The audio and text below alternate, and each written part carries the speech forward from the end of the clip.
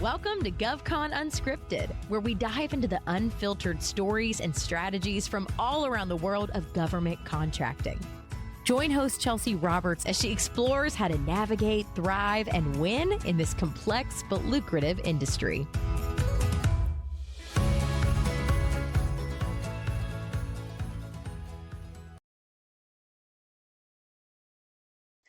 All right. Hey, everyone, and welcome back to GovCon Unscripted. I'm your host, Chelsea Roberts, and CEO of Collaborative Compositions. Today, I've got with us Kevin Plexico, the SVP of Information Solutions for Deltek. Kevin, who are you and what do you do?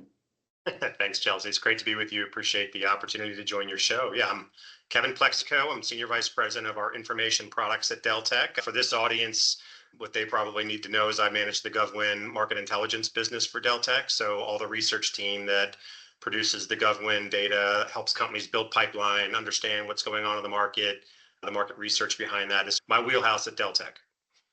Fantastic. Now, Deltek's a big company, GovWin's a big solution. I know that's something that everybody out there in the audience probably is familiar with in some way, shape, or form.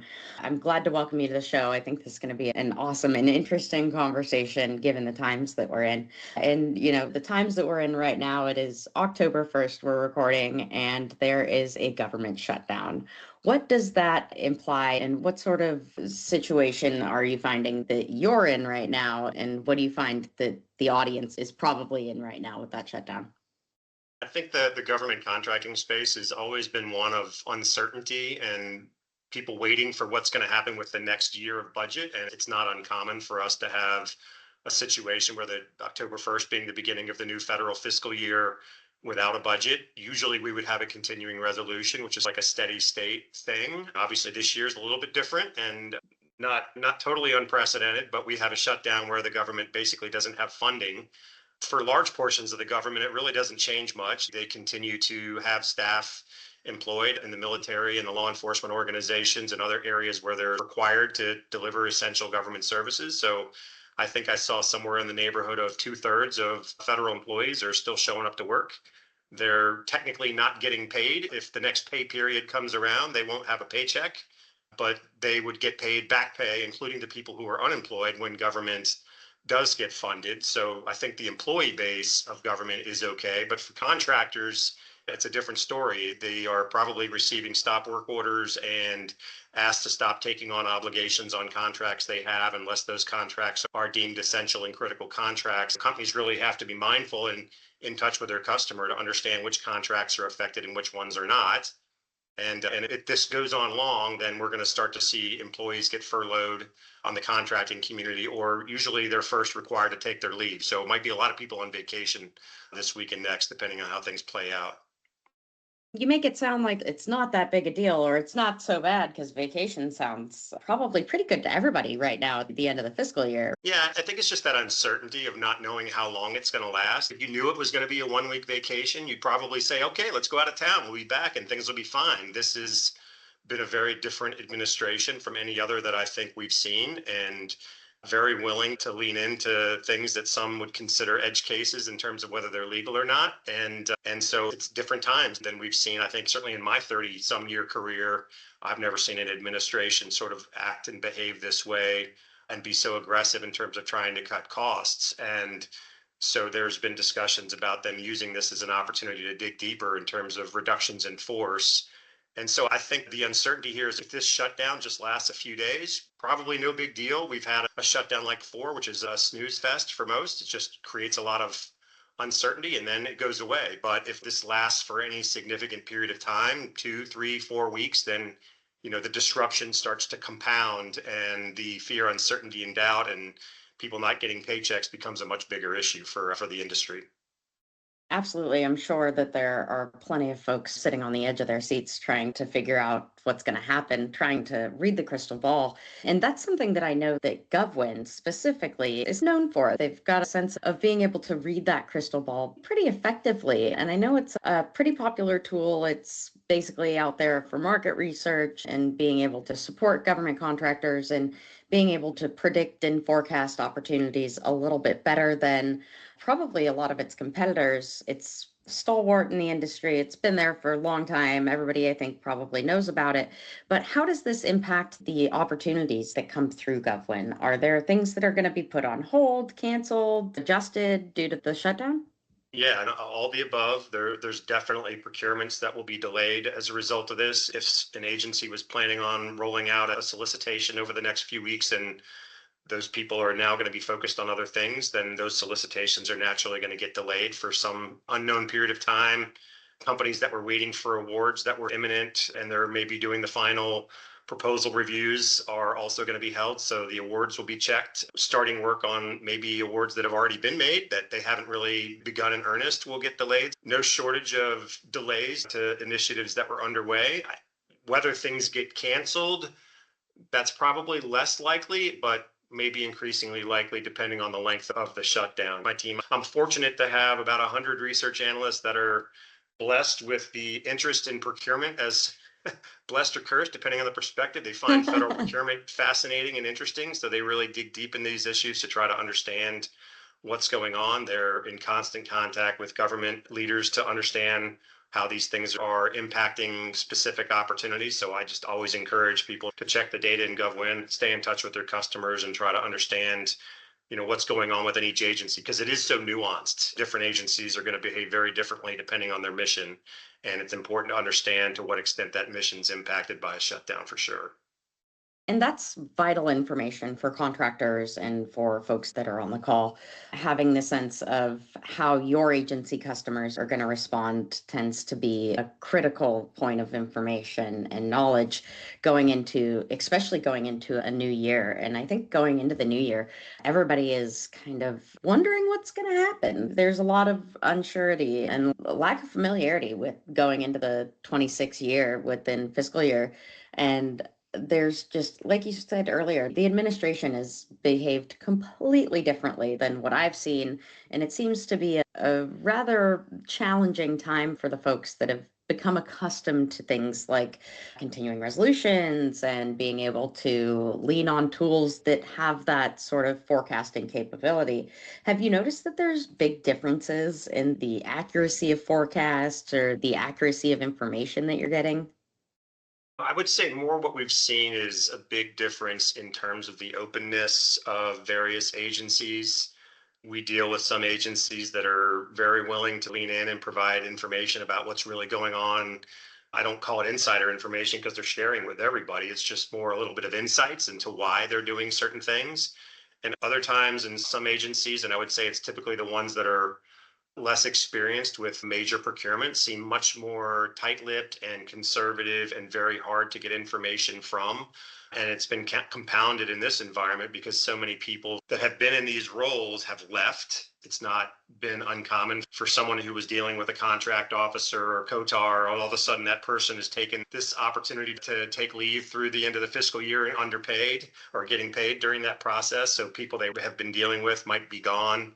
And I would say it's also been very uneven in terms of the impact on various agencies. If you're doing work in the Defense Department or Department of Homeland Security, probably less disruptive because those agencies actually have gotten more money with the one big beautiful bill. All of a sudden there's this flow of money into those agencies that is separate from this appropriations issue that we're talking about today, that are going to continue to spend money and continue to have big opportunities for the companies that are set up for that. If you're doing work in Department of Education or Department of State or the EPA, then you might be finding this market to be an incredibly challenging market, and you're figuring out how to pivot from customers that you've been doing business with for years that all of a sudden don't have any money or don't have the people there to support the work. And you're trying to figure out how do you turn your climate change oriented work to something completely different. And I think that's the thing that's been particularly different, is just the unevenness with which this has impacted different companies. And I think the challenge is companies really understanding their customer profile to know, how is this particular contract likely going to be impacted versus this other one in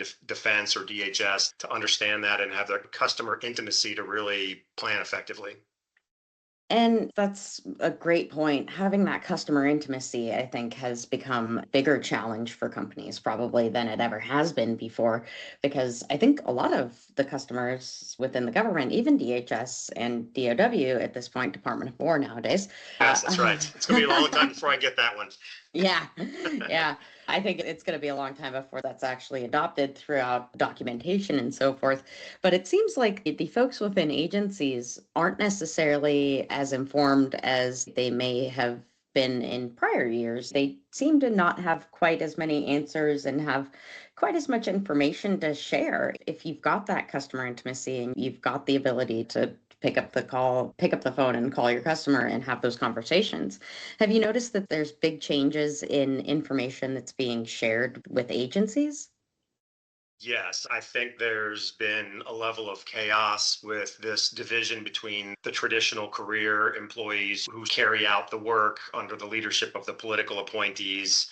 And in any transition, there's a natural change in leadership and a dramatic pause as the career folks wait for sort of new guidance and new direction. And I think given the profound change that we've seen, not only from a political party point of view, but the aggressiveness and the earnestness with which this administration has pursued their sort of policy changes has taken a little bit more time, maybe a lot more time to work its way through the career folks. And you compound that with some of the people changes that are taking place as well. It's just a very chaotic environment. And even the people that we talk to in government that would typically know, yeah, this is what we're doing with this contract, a lot of them are in wait themselves and don't know what's going on. And some of them are transparent about that and are open, like, hey, I don't know myself. I'll let you know as soon as I know.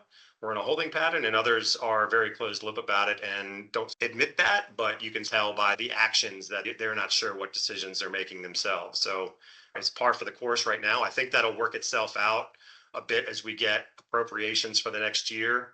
That gives everybody a little bit more line of sight on what money they have to work with, and then they can proceed accordingly. But in this environment where they don't know what they're going to have to spend and whether they have a job and when they're going to come back, it's definitely a dramatic pause. Absolutely. And it seems like it's been not only an unusual start to the fiscal year, but an unusual close to the fiscal year of 25. It was just different. I got a different sense from industry writ large as to things that they were able to pursue, things that were coming down the pike. Usually there's a massive flood of opportunities in Q4, and this year it was just different. It seems like there was actually a lot of consolidation that happened, a lot of sort of hesitation on the buying side with the government in terms of putting new contracts out for large work orders and things like that. And I'm just curious, do you get the sense that's going to continue in 26, or are we going to see the floodgates open and see more opportunities coming through than what we saw in 25? So two things I would mention. For those who've been in the industry for a while, they've all known about the Q4 spending spree and the spike that we get in Q4. And that was not always the case. I would say within the last decade or so, a relatively recent development that has been driven by this environment where we don't show up into the year with a regular funding bill. We show up into the year with a continuing resolution or a shutdown that's followed by a CR.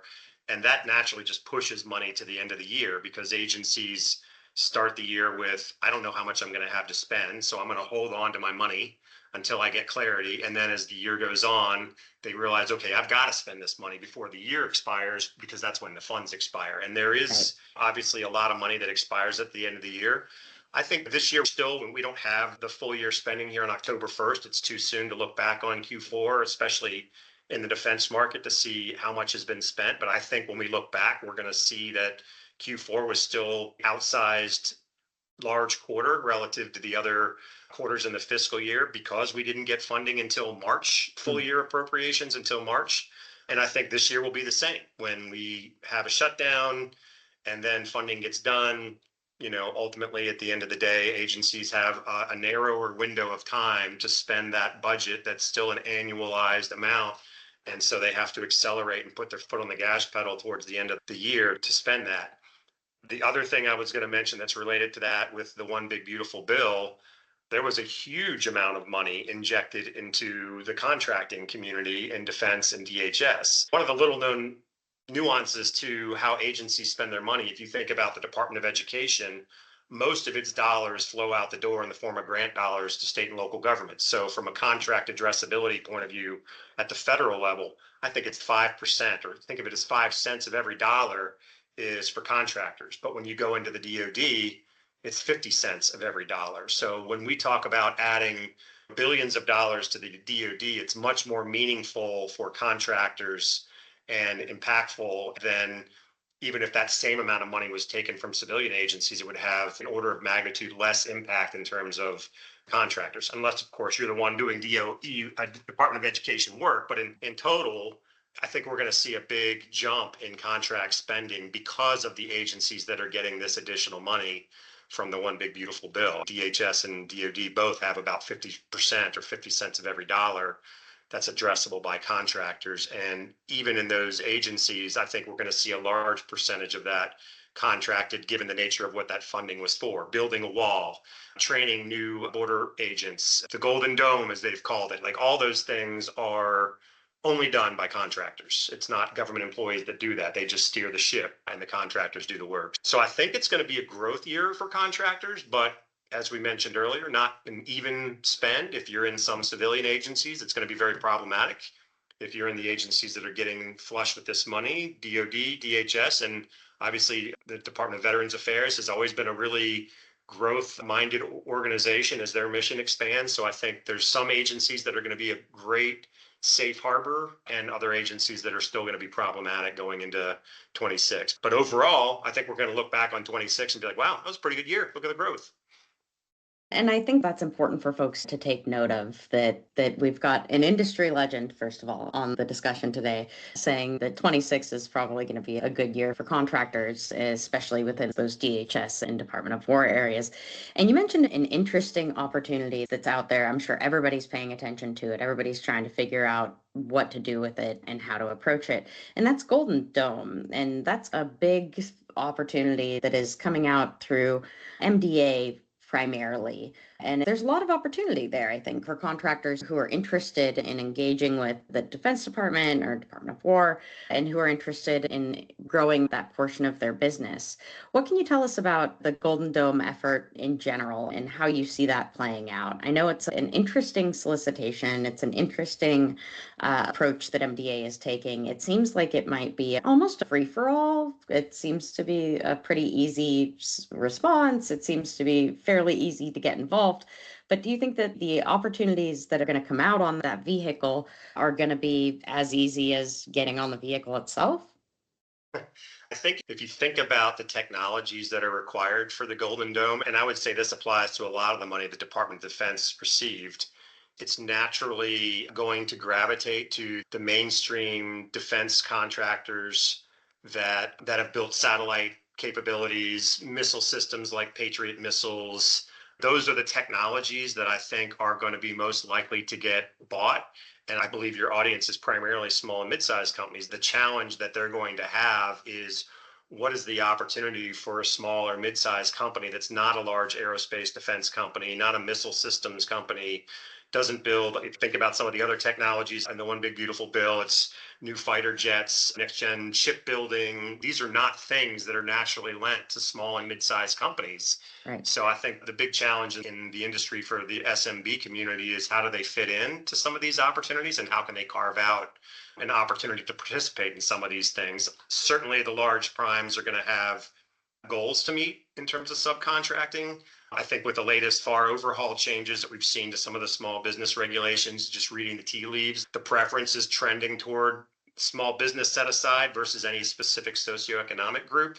And so I think that does present maybe opportunities for companies that didn't fit into a socioeconomic category but are still a small business to play in areas that might have been reserved for certain socioeconomic categories. So it's just a really dynamic, changing market. And naturally, with the focus on defense and DHS spending, it's going to lend itself largely to the large traditional aerospace defense companies, and small businesses and mid-sized companies are going to have to figure out, where's my opportunity in this, and how do I carve out my capabilities and develop capabilities that maybe they haven't had before.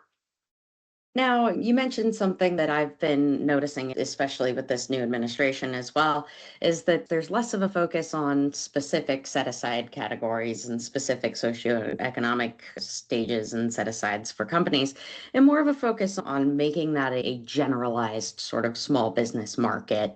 And one area that I know particularly well that plays into that tends to be things like non-traditional acquisitions, things like other transactions, and things that are outside of the federal acquisition regulation.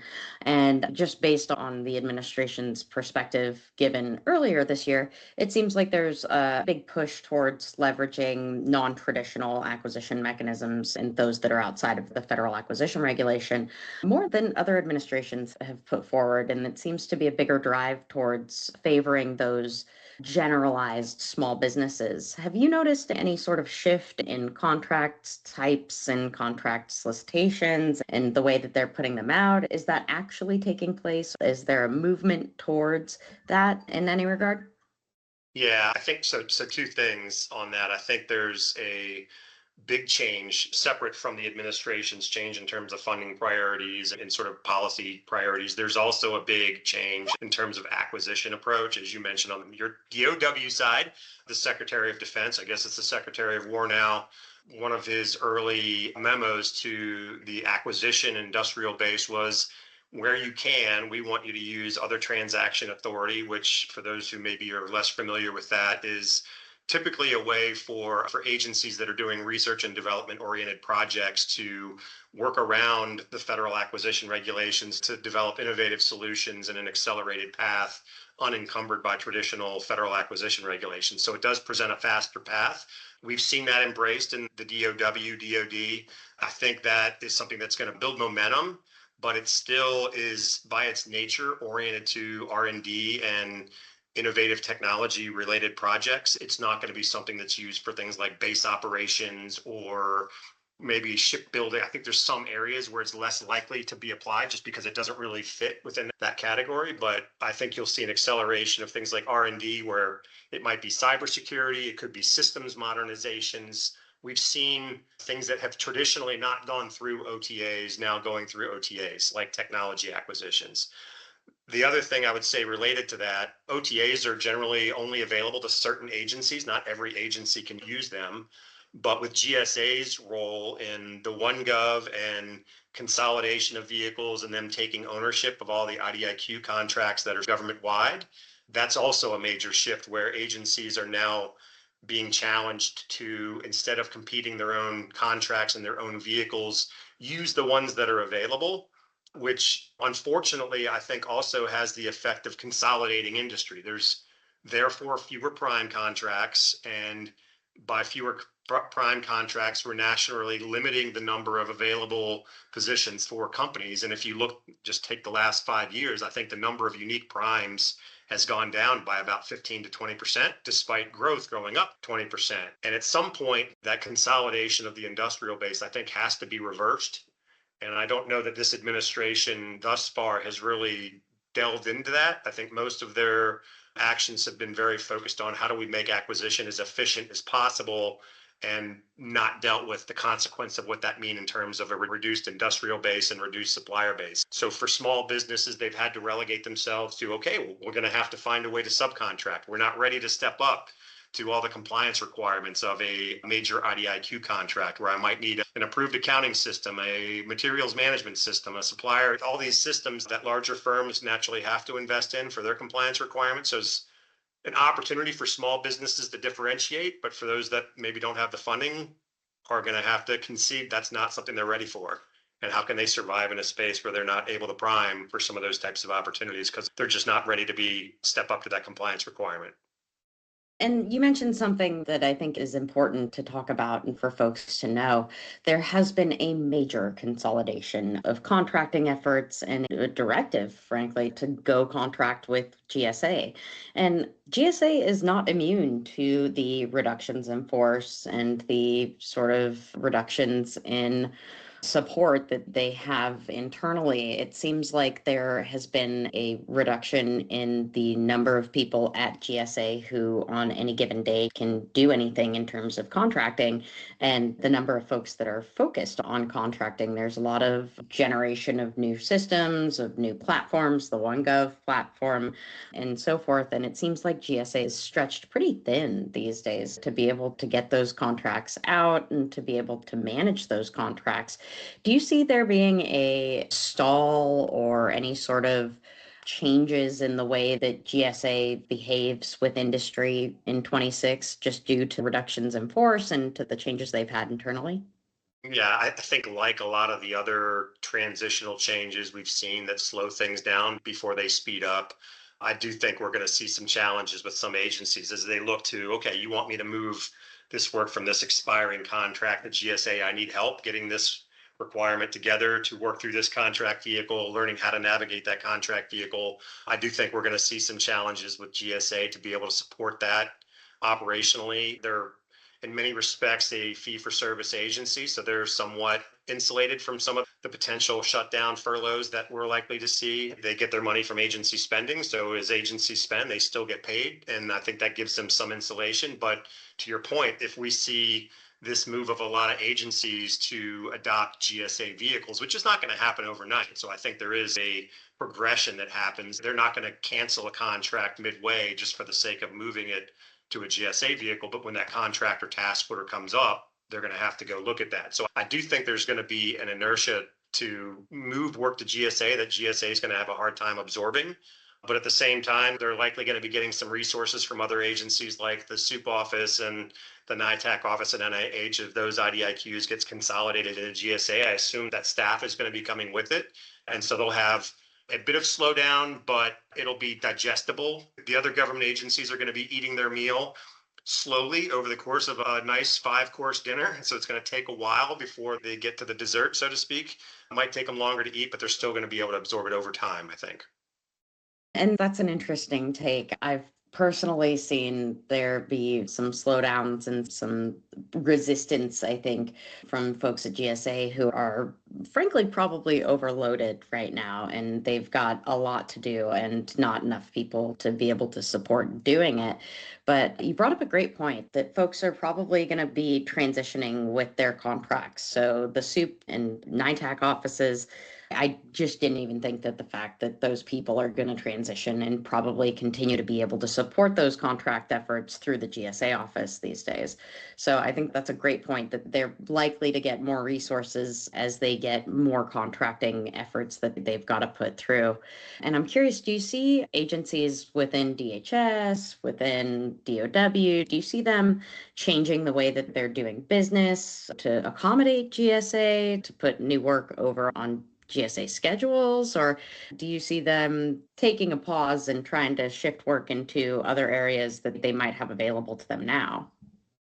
I think that shift is going to happen. I can't say we've seen it in earnest yet, but keep in mind with the visibility that we have on contract activity, we're limited to what's happened about a quarter ago. So I think there's still probably momentum that's building for that. I would expect that for this fiscal year, agencies probably already had their inertia on the existing vehicles and our existing approaches, whatever those were.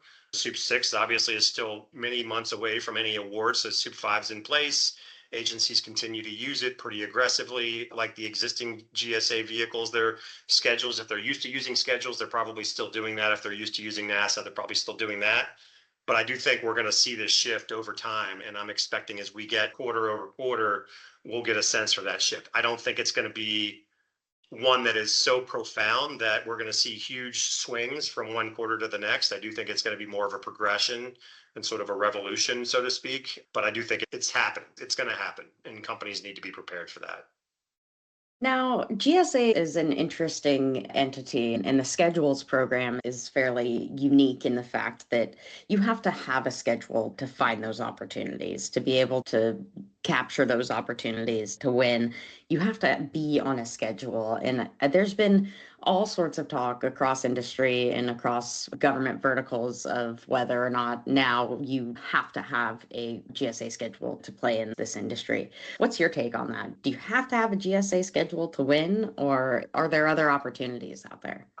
I think it really depends on the type of company and what they're selling, right? So if they're selling technology software or hardware, I do think despite the government wanting to work more directly with the manufacturers of that software or hardware, there's still a sea of software companies that have niche capabilities that are not Microsoft, not Google, not AWS, that still want to be able to sell the government and don't necessarily need their own schedule. So companies like a Carasoft or DLT or some of the companies that are out there that sort of provide channel sales, they provide that venue to get your products on a schedule or a contract quickly without you having to manage and maintain your own contract schedule. And I don't know that GSA is going to be able to swing that pendulum so profoundly that all of a sudden every software manufacturer now needs their own schedule. As much as GSA might like that, I think in some cases they're also talking about if you don't have activity on your schedule for some period of time, we might shut your schedule down and cancel your contract because you're clearly not getting any business from it. So I think that lends itself to still the environment that we're in. For a software company or equipment company, probably still makes sense to have a reseller or a distributor or somebody like that that helps carry your product to the market so you can maintain that arm's length on the contract. I think if you're a services provider, especially in the SMB side, having a GSA schedule is almost like the ante to be in the game, and it shows a contracting officer of another agency that you're serious and committed enough to this space that you've got a schedule that we can do business with you, and you have the basics of the compliance requirements in place for us to be able to do business with you through the schedule. So I think it strengthens the position of a services provider, especially a small business services provider, to have that. But even over time, you're going to want things like, I want to be on an IDIQ contract. I want to be on a military IDIQ contract. So depending on who you're selling to, you really need to take inventory of how does that agency buy and what's their preferred vehicles, and make sure that you're easy to do business with for that target customer. It's going to vary from agency to agency. If it's in VA, you probably want to be more aligned to their own vehicles. If it's in education, GSA is probably going to be the way they go because they don't have a large acquisition workforce to build their own vehicles anyway, even if they wanted to. So I think that it's an agency by agency assessment that companies need to really understand to know what vehicles are right for them. But I think for services companies, having a GSA schedule is probably a good idea just to show other buyers that you're serious and that you've made an investment to have a way for them to do business with you, even if it's not the one that they prefer. And that brings up a great point, and something I'm sure you're all too familiar with is the quality of your market research and understanding how your government customers are buying and understanding how to make yourself available to those government customers in the venues that they're looking at and that they're actively procuring things through. And I think that's something that I know GovWin is particularly good at, is providing that sort of market research and that background on how agencies are buying, what they're buying, and how they're buying, what vehicles they're buying it through, and so forth. Have you found that the quality of market research that's available over the past year has gone up? Has it gone down? Is there a little bit of, from my perspective, I'll put this into some context here. I've seen things like forecasts go out the window. Things like the areas in which you used to find contracts that are coming up for recompete. It's no longer clear if those contracts are going to recompete. Things are it's been a little bit more opaque for companies that are trying to find that market research background information on any given contract. What have you noticed in that sense? It's interesting because it's a bit of a split answer. I think historically, as we look at contract award data, we had visibility that probably we never had before around task order, delivery order, purchases on, I'm trying to remember that term, but the framework agreements they have, BOAs, I'm trying to remember what that acronym is for. Even OTAs, we get visibility on spending on OTAs with some of the consortia that are out there. Where I've seen the biggest change is the decline in the transparency about acquisitions that are planned. And I'll give just a few examples. For example, an agency is going through an acquisition on one of these IDIQ vehicles. They're not required to list it in SAM.gov. They're not required to put it in a procurement forecast necessarily, might never show up in one of those.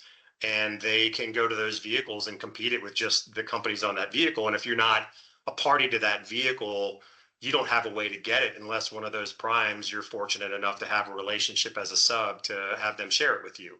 So I think between OTAs and IDIQ task order awards, the visibility for companies in the market on acquisitions has been taking a major decline. And that is a major impact, especially on the SMB community, who might not have the benefit of having some relationships with some of these agencies to get I wouldn't call it insider information, but if you're already in the halls talking to the people, it's not hard to walk down the hall to talk to the acquisition officer and say, hey, just trying to understand what you're doing with this. Small businesses don't have that luxury a lot of times. So I see a major issue for companies, in particular SMB, around the visibility in the market around these opportunities.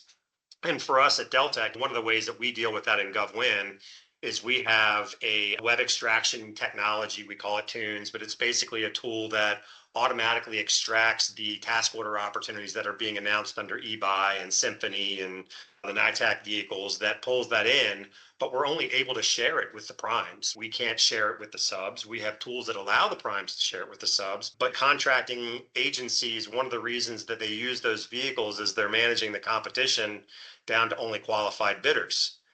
So there's a major advantage for them. It's like, I know I'm not going to get 1,000 bids that I have to evaluate. I'm only going to get bids from companies that have already been vetted by the organization that managed the vehicle originally based on their requirements. So I'm naturally limiting the competition to truly viable companies. But that assumes that there aren't other viable companies outside of that umbrella that never going to have visibility on that opportunity. And I think that's a major issue. I think it's a flaw in the policy that the administration is pursuing.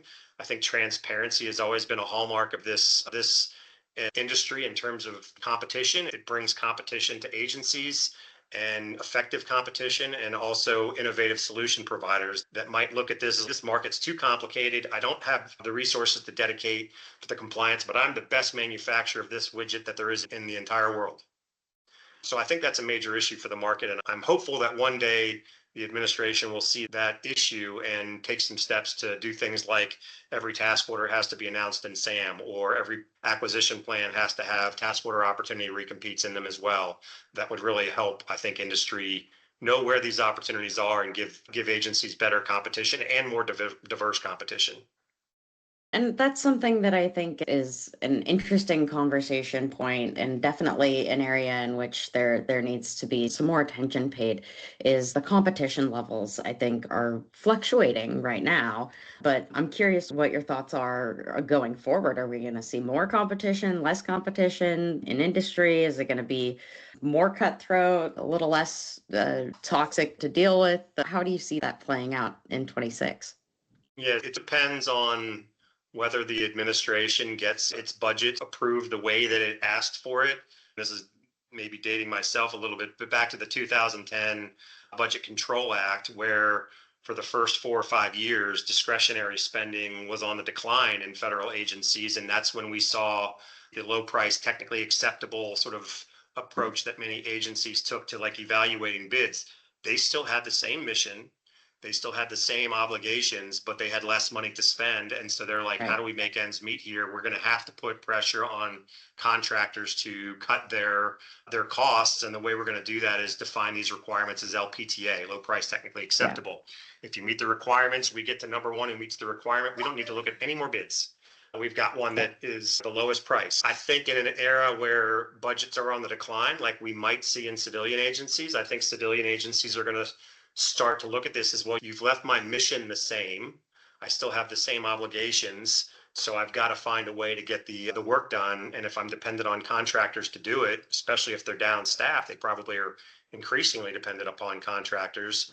I might put the screws to the contractor to do that. Now, you look at agencies like the DoD, where they clearly have an investment in innovation with the One Big Beautiful Bill, DHS as well. I think you're less likely to see that because their budgets are growing. So when budgets are growing, they can afford to be picky about the quality of the provider, and they can afford to pay a little bit of a premium for better work.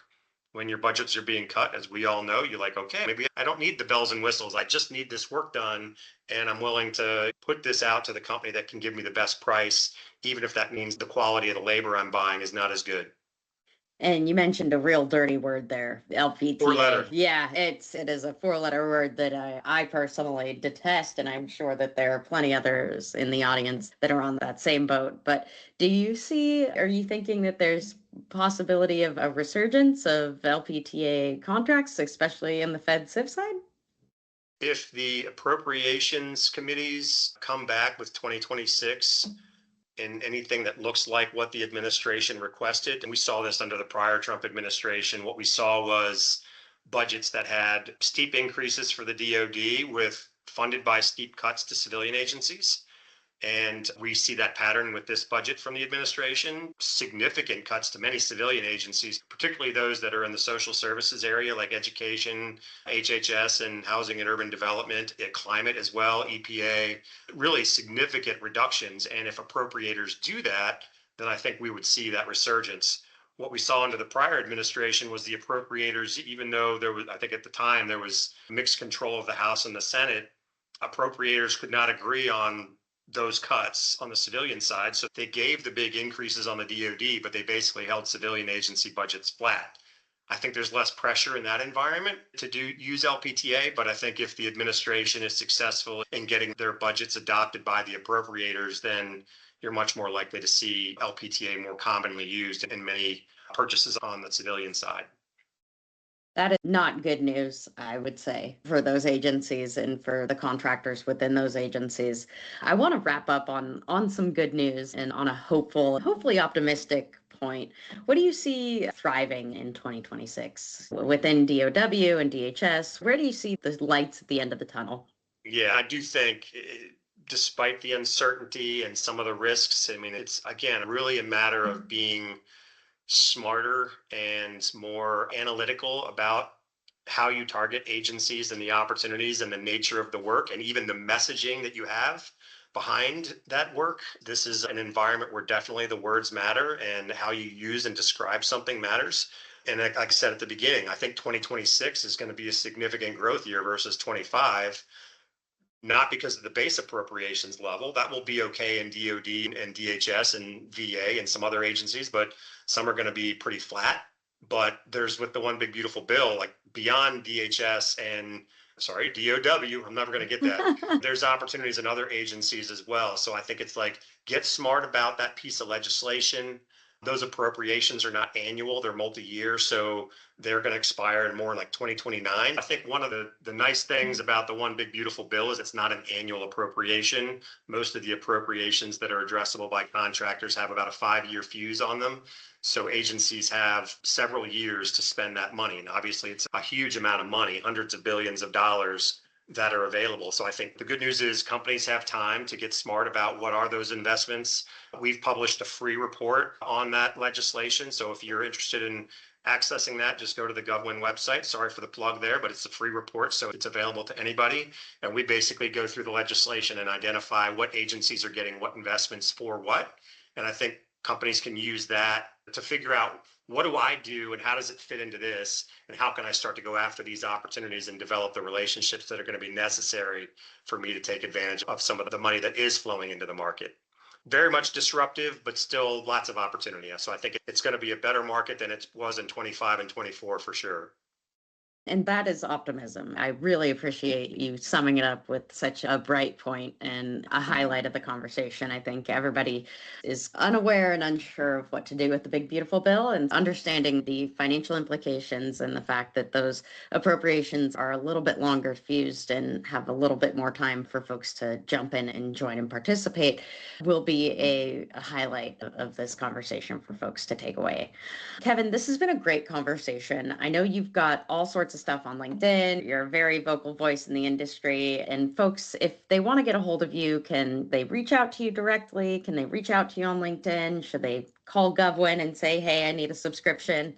Yeah, LinkedIn is one way. My email is simple. It's just Kevin Plexico, no dots, no spaces, no anything. It's just Kevin Plexico at deltek.com. Happy to take questions and happy to take outreach. Obviously, would advocate for anybody in the market trying to be successful to subscribe to GovWin. I built my career building that product, so I believe in it. And I think our research team does a fantastic job helping small businesses that don't have the ability to have the reach of a large company be successful and level the playing field in terms of the information that they have at their fingertips to be competitive. Obviously, we would advocate for that. If I didn't, I wouldn't work there. Appreciate you having me on and giving us the opportunity to share what we see going on in the market.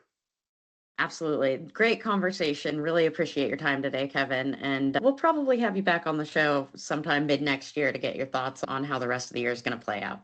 Oh, would love to. Would love to. Thanks, Chelsea. Awesome. You have a great day. Thanks, Kevin. And thanks everybody for tuning in to GovCon Unscripted.